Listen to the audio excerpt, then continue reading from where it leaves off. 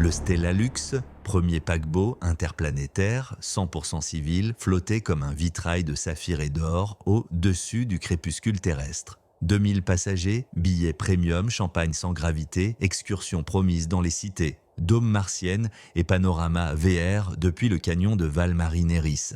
Personne ou presque ne remarqua la douzaine de marines privées embarquées à la dernière seconde sous couvert de contrats d'assurance.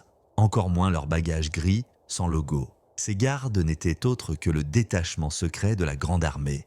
Gabrielle Kane, porteur de l'égide, chef d'escouade. Sera Aldrin, gardienne des flammes, sécurité rapprochée. Orion Drake, stratège tactique, faux lieutenant du bord. Valen Rochefort, chrono, analyste couverture, médecin de bord. Plus 2 opérateurs drones sous fausse identité. Mission officielle, protection discrète de voyageurs VIP contre la piraterie. Mission réelle, surveiller un groupe de scientifiques terriens soupçonnés de transactions illégales avec un cartel minier martien et découvrir qui, dans l'ombre, échangeait déjà spécimens humains contre minerais exotiques. À H plus 18 heures de croisière, le Stella Lux vrombissait le long du corridor Terre-Mars. Soirée de gala dans le dôme panoramique, quatuor à cordes, bulles rosées dérivant entre tables holographiques. Gabriel, costume noir, taché de reflets stellaires, scrutait la foule derrière un verre intact. 3 touristes manquaient à l'appel, lui souffla Serra via l'oreillette, disparus de leur cabine sans déclencher l'IA de bord. Même signature thermique que la veille ? Oui, effacement brutal des biomarqueurs, comme aspirés hors de la cloison. Orion arriva, plateau, cocktail en guise de paravent. J'ai fouillé les fichiers navettes, un micro, module de service s'est arrimé 2 minutes, puis a filé vers la soute d'hydrogène. Impossible sans code d'officier. Valen surgit, pâle.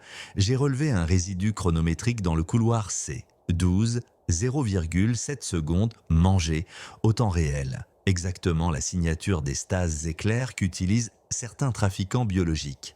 Gabriel conclut « Rendez-vous à la soute, mode furtif » et souriez. Ici, on nous paie pour être aimable. 1 heure plus tard, la soute cargo baignait dans un glacial silence. Entre containers d'art contemporain et caisses de vin lunaire, un ascenseur technique donnait sur une galerie interdite au public.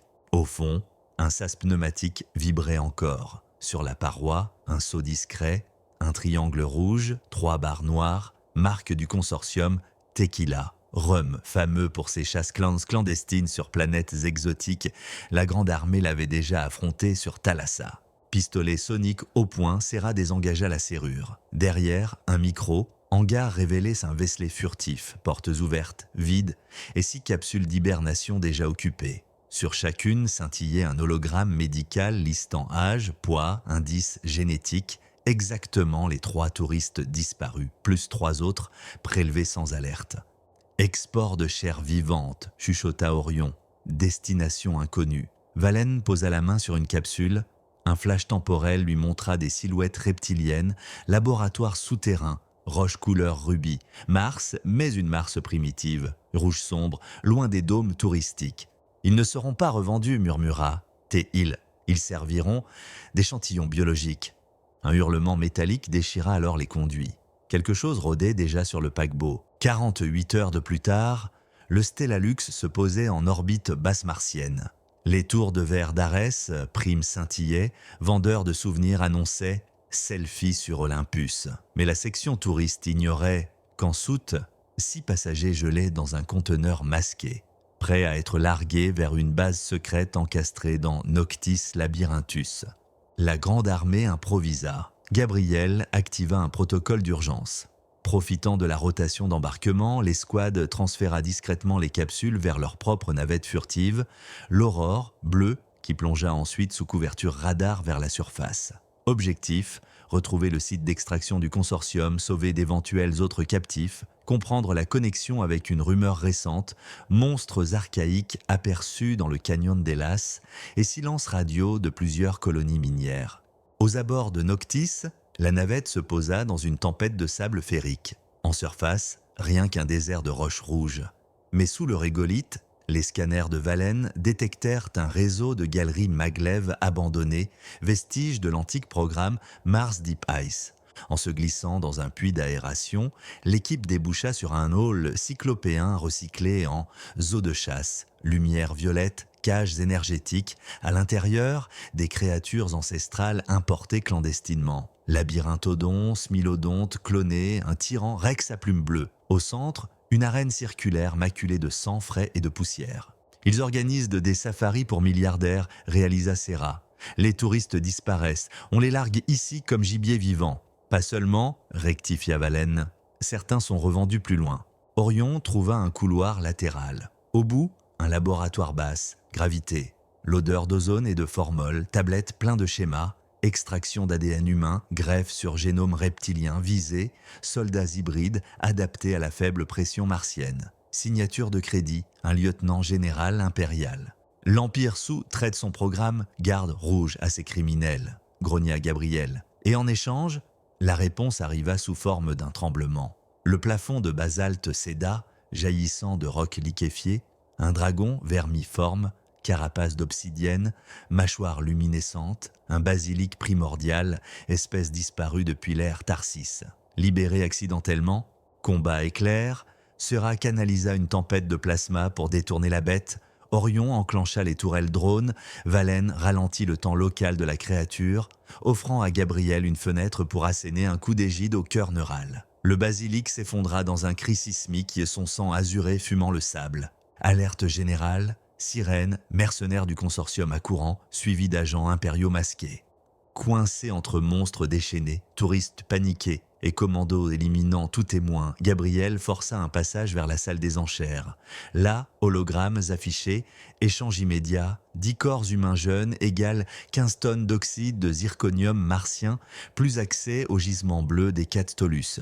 À l'autre bout du deal, des envoyés d'une créature à peau d'opale, un chercheur d'Antares, espèce psionique troquant technologie génétique contre matière première. Le chef mercenaire, O'Hara, signa virtuellement le contrat. Gabriel jaillit, projeta l'égide. Hologramme brouillé, contrat annulé, s'ensuivit un chaos de tirs synchrotrons et de flashs psychiques. Le chercheur tenta de capturer la conscience de Serra. Valène inversa la boucle temporelle de l'aliénien, le forçant à revivre l'instant où il tendait le bras inlassablement. Orion désarma O'Hara, récupéra la clé d'accès au quai de chargement. Gabriel, par voie mentale, négocia. Libère les touristes, garde ton minerai, mais quitte Mars, où l'égide te fera vivre l'écho de ce basilic. Le chercheur, réalisant la supériorité non de force mais de destinée, accepta. En échange d'un couloir sûr vers son vaisseau, il transmit une matrice de conversion énergétique capable d'alimenter le Perseus sans isotope lourd pendant 10 ans. La grande armée escorta 52 rescapés vers l'aurore bleue, laissant la ménagerie en liberté comme cadeau aux mercenaires restants.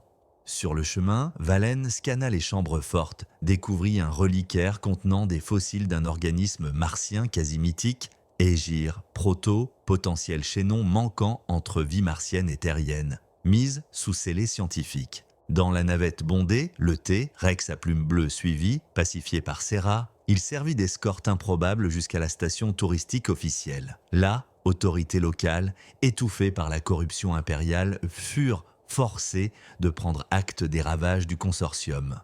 Majestueusement, l'aurore bleue regagna les Perseus. Torres poussa les moteurs hors normes.